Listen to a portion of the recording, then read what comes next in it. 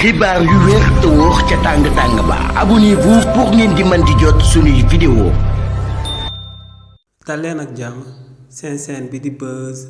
221 HD kii di Seydina Omar Fall ñu gën koo xam ci turu Bougazelli démb ci procès bi ñu daan amal jëmale ko ci jëmmam ci biir tribunal bu grande instance bu Dakar ginnaaw bam tiriyandee benn jigéen bu uyoo ci Té Camara kookee di Bougazelli jëloon nañ ay daan daal di koy teg ci ndoddam coow loolee nu mu demee moom mooy que ne kii di Bougazelli ginnaaw bañ ko dàqee biir assemblée nationale jëmale ko ci coowal faux billets yi nga xam ne moom lañ ko toppee woon ci réewu Sénégal kookee dafa créé woon ak entreprise immobilier di daan yëngu ci tabax ak du loué ay kër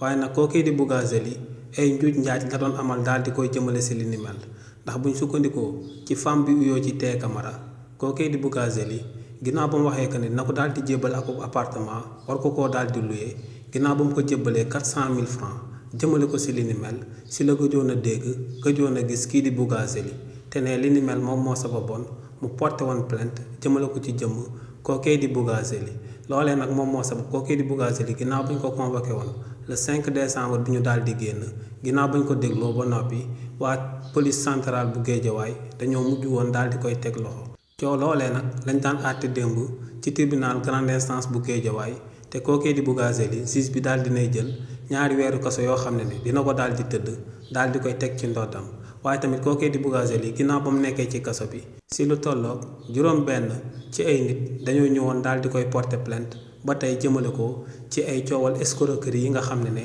da ko jëloon daal di koy teg seen ndodd donc kii di Bougazelli daal dinañ koy àtte ba noppi daal di jël ñaari weer daal di koy teg ci ndoddam waaye li ni mel du tee juróom benn nit yooyee porté woon ko plainte ñu daal di ibbi ay information judiciaire maanaam ay enquête daal di koy jëmale si li ni mel te bépp dossier ci juróom benn yooyee mun nañ koy daal di condamné waat kii di Bougazelli donc kii di Bougazelli mun nañoo daal di wax que ne am na sérieux problème moom ak yoonu réewu Sénégal ndax ci lu tolloog juróom benn plainte actuellement ñoo ngi ko jël daal di koy teg ci ndoddam.